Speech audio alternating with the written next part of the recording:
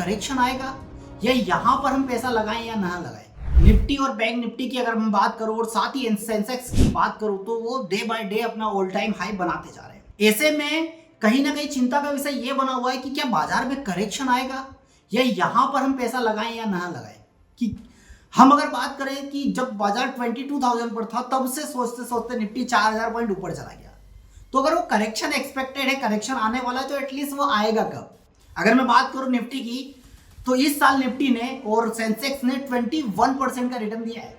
और अगर लास्ट 2015 से मैं बात करूं तो कंटिन्यू निफ्टी प्रॉफिटेबल है, कंटिन्यू रिटर्न देते आ रही है। तो कहीं ना कहीं ये जो रिटर्न आ रहा है, तो अब ऐसे टाइम पर क्या करें कि बाजार तो नया हाई डे बाय डे नया हाई बना रहा है, तो क्या हम अब इस टाइम पर पैसा लगाना सही है या नहीं है। साथ ही साथ बाजार की वैल्यूएशन भी हाई होती जा रही है। इससे इन्वेस्टर को अच्छा फायदा तो हुआ है जो लॉन्ग टर्म इन्वेस्टेड करके रखे थे। बट क्या अगर कोई नया, अगर हम अभी सोचे कि यार यहाँ पर क्या हमको इन्वेस्टमेंट करना चाहिए नहीं करना चाहिए, तो हमारा प्लानिंग क्या होनी चाहिए यहाँ पर, या आने वाले 6 महीने पर बाजार कहाँ हो सकता है। तो अगर मैं डेटा की बात करूं तो मुझे तो ये बाजार लग रहा है कि और भी ऊपर हो सकता है, कि जा सकता है, एक्सपेक्टेड है। बट क्या क्या चीजें हैं जिनके बेसिस पर अगर हम देखें बात करें, तो जैसे मैंने देखा अभी एक न्यूज देखा मनी कंट्रोल पर, तो उसमें दिखाया है कि हमको निफ्टी का फॉरवर्ड पी रेशो है वो 20 टाइम्स इंक्रीज हुआ है, 20 टाइम्स बढ़ा हुआ है। और वहीं पर मिड कैप और स्मॉल कैप की अगर मैं बात करूं तो मिड कैप 33 टाइम्स उसका पी रेशो है, और वहीं पर स्मॉल कैप की मैं बात करूं तो 23 टाइम्स है। तो इसके पीछे रीजन क्या है, क्योंकि DII ने मिड कैप और स्मॉल कैप में ही सबसे ज्यादा पैसा लगाया हुआ है, सबसे ज्यादा इन्वेस्टमेंट इन्हीं दो कैटेगरी में लगाया हुआ है, और बाजार की वैल्यूएशन हाई है। और अगर मैं बात करूं कुछ टाइम से, तो कुछ ऐसे सेक्टर्स हैं या कुछ ऐसे प्राइवेट सेक्टर है जिसमें अभी मूव आना बाकी है। तो अगर हम दिमाग भी लगाएंगे या कुछ हमको देखना है कि यहाँ पर क्या थोड़ा बहुत इन्वेस्टमेंट के बारे में सोचे, मैं कोई रिकमेंडेशन नहीं दे रहा हूँ बट मैं बता रहा हूँ, तो हमारे पास प्राइवेट सेक्टर बचा हुआ है जहां पर हम कुछ मुनाफे के बारे में सोच सकते हैं, राइट। साथ आगे आने वाले कुछ इवेंट के बारे में भी हमको ध्यान रखना पड़ेगा। आगे आने अगर मैं बात करूं तो सेकेंड क्वार्टर के रिजल्ट आने वाले स्टॉक्स के, और सेकेंड क्वार्टर के रिजल्ट आएंगे तो उसका भी बाजार पे इम्पैक्ट पड़ेगा, बाजार में करेक्शन भी आ सकते हैं, बाजार में और भी उछाल आ सकते हैं, तो वो भी एक एक्सपेक्टेड है। नेक्स्ट कुछ महीनों में अमेरिका में राष्ट्रपति के इलेक्शन भी होने वाले हैं, 2 कैंडिडेट हैं वहां पर, कमला हैरिस अगर वो बनते हैं राष्ट्रपति तो सेम चीजें ऐसी ही चलती रहेगी। बट रिपब्लिकन पार्टी के डोनाल्ड ट्रम्प अगर आते हैं तो फिर बहुत सारे उतार चढ़ाव होंगे। साथ ही साथ यूक्रेन और रूस के जो युद्ध चल रहा है वो भी कहाँ थमा है, बट खैर उसका भी बाजार पर इतना कोई इम्पैक्ट नहीं पड़ा है।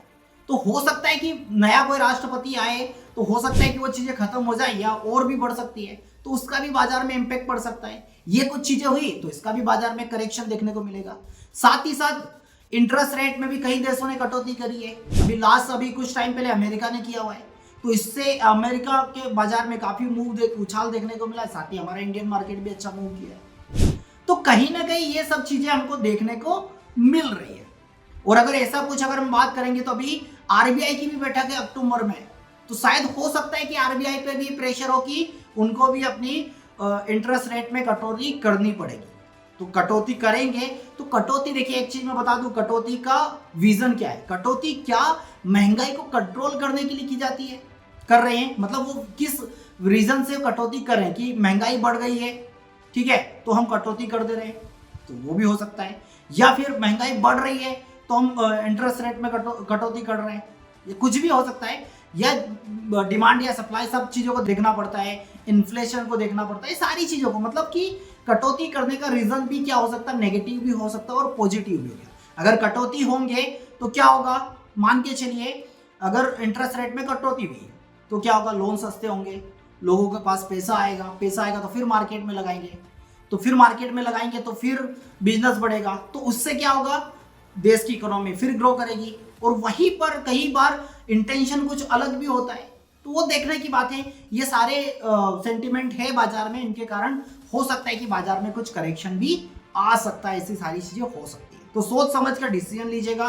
साथ ही साथ अगर आपके पास परफेक्ट एनालिसिस है तो ही मार्केट में एंटर करिएगा, या फिर मेरे अकॉर्डिंग पार्शियली खेलते रहिए, मतलब छोटा छोटा चलने दीजिए। हमारी पूरी कैपेसिटी के साथ हम बाजार में यहां पर अभी नहीं जाने लायक बाजार भी नहीं है और हम जाएंगे भी नहीं, ठीक है। तो इस बात का आपको बेहद ध्यान रखना है। तो उम्मीद करता हूँ ये इन्फॉर्मेशन अच्छी लगी होगी। तो ऐसी जानकारी अगर आपको चाहिए कंटिन्यू तो चैनल को सब्सक्राइब कर लीजिए और बेल आइकन को प्रेस करना बिल्कुल मत भूलिएगा। बेल आइकन को प्रेस करना बिल्कुल मत भूलिएगा, ताकि जैसे ये इन्फॉर्मेशन आए आपको मार्केट से रिलेटेड आपको नोटिफिकेशन मिल जाए इसका। थैंक यू सो मच, मिलते हैं नेक्स्ट वीडियो में नेक्स्ट कंटेंट के साथ।